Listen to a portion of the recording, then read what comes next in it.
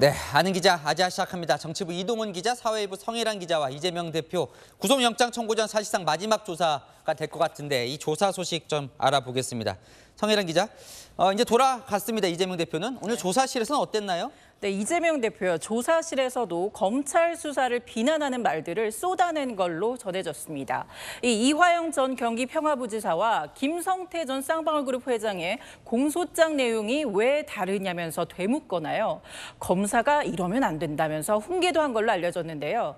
또 대부분의 대북사업 결제는 이화영 전 경기평화부지사가 맡았다며 본인은 개입하지 않았고 알았다면 진작에 이전 부지사를 해임했을 것이라며 미리 자르지 못한 게 과실이라면 과실이라는 취지로 답한 걸로 파악됐습니다.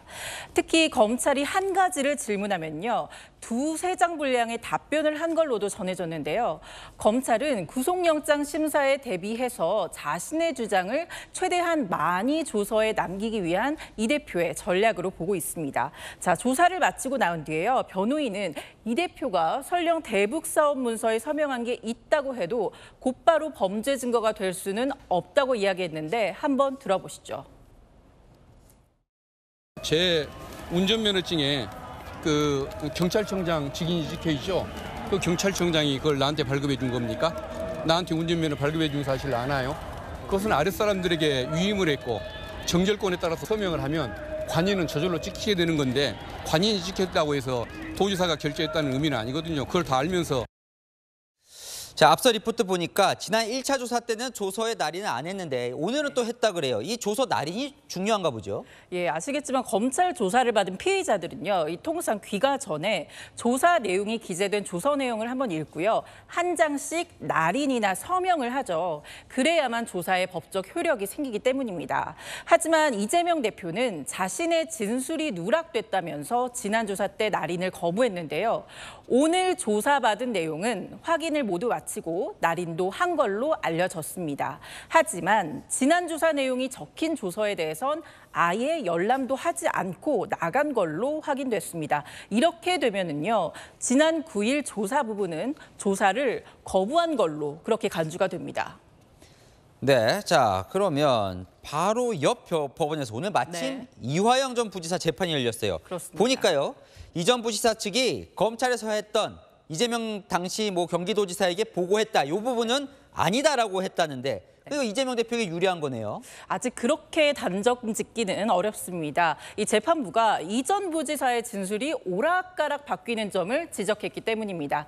재판부는 또다시 의견이 변동될 수 있다면서 이전 부지사의 검찰 진술을 증거로 채택할지 말지 당장 결론을 내진 않았습니다. 자, 이동훈 기자, 민주당 분위기도 좀 살펴보죠. 오늘 아주 검찰에 격앙돼 있더군요. 네, 욕설만 빼놓고 검찰을 향해 험한 말은 다한 오늘이었는데요. 이 대표 출석 때 친명계 의원들이 쭉 줄을 서 있었잖아요. 그동안 방탄 논란 휩싸인다고 동행을 자제했는데 오늘은 찾아간 이유 직접 물어봤습니다. 우리 의원들도 더 이상 참을 수 없는 단계까지 이르지 않았나 이렇게 생각이 되고요. 검찰한테 대한 국회의원들의 저항과 항쟁은 더욱더 깊어질 거다 이렇게 말씀드리겠습니다. 네, 조사 마치고 나온 조금 전 박광온 원내대표를 포함해 더 많은 민주당 의원들이 수원지검을 찾았습니다. 단식 중단해달라 의원들 뜻을 전하고 검찰의 부당한 수사에 맞서자는 메시지를 전했다고 합니다. 앞서 민주당은 통상 비공개로 진행해온 의원총회를 공개하면서 검찰을 저격했는데요. 이 대표를 저들의 소굴로 보낼 수 없다. 검찰의 흑역사 될 것 등 센 발언이 눈에 띕니다.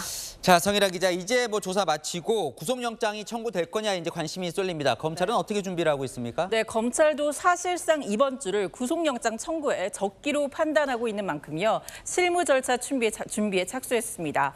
앞서 조사를 마친 백현동 사건은 중앙지검에서, 대북송금 사건은 수원지검에서 수사를 했는데요.